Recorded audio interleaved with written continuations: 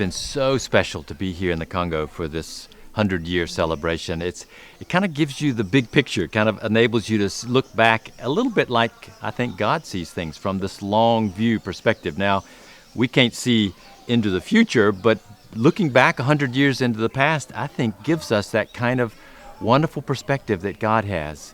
And I think about C.T. Studd, when he started 100 years ago, could he have imagined 100 years later hundreds of thousands of Congolese worshiping and loving Christ? Could he have imagined hundreds of churches and hundreds of trained pastors and Bible schools and a university and hospitals? So really, this Centennial celebration has really been a wonderful chance to take the big picture, to see what God has done in the past, and to be very, very thankful for what God is doing now today and what he will do in the future.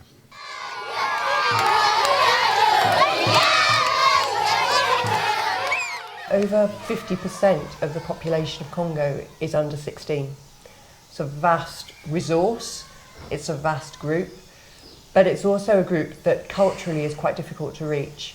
I think culturally, quite often people think, well, we'll just leave the youth until they can become adults, and then we'll really, really work on them and disciple them then.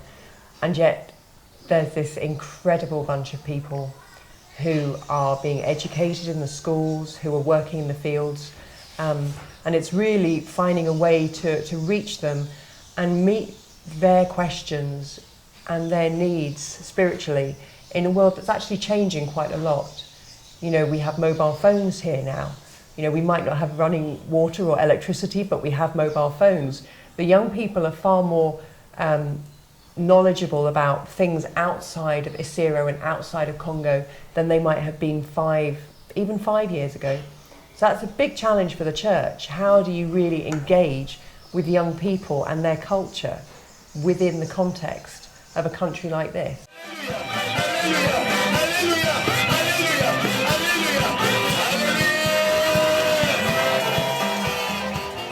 Des fois, il y a des enfants qui n'ont rien à faire.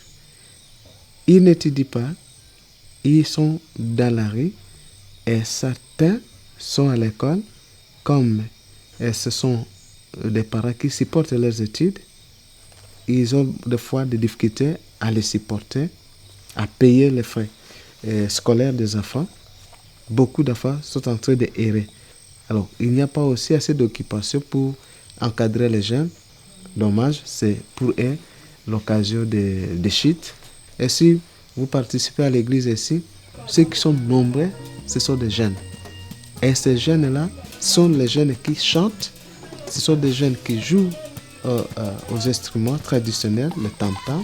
Ce sont des jeunes qui font beaucoup de choses comme ça à l'église ici.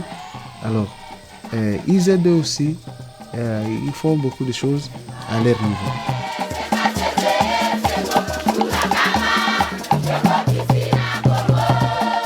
Les grands défis que l'Église a envers les jeunes, c'est l'encadrement.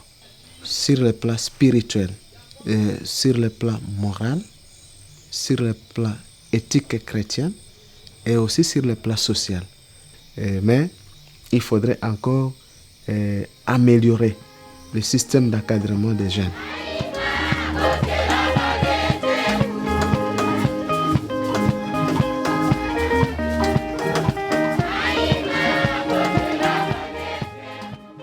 Well, we're going to be working with young people on discipleship, and we'll be working closely with the leadership of the church here. Looking at ways to help the young people come closer to Christ, to know the Bible, so that they can know God better and live in His ways. Ils vont encadrer la jeunesse, les former spirituellement, mais aussi nous pensons travailler avec eux dans l'ouverture d'un centre d'encadrement évangélique et professionnel où on peut apprendre des professions tout en étant chrétien, et demain quand on sera dans la société, on est à mesure d'avoir un impact spirituel sur la société. Yeah, our dream is really to see a generation transformed.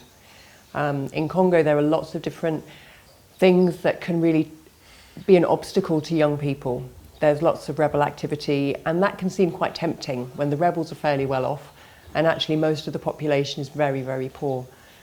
But our dream is to see a generation raised up, serving God, passionate about Jesus, being able to live transformed lives, really being salt and light where they are in their situation, and growing up to be the church that has a real impact on the development of this country, on the spirituality of this nation, and just, I suppose, a generation that influences the lands around as well.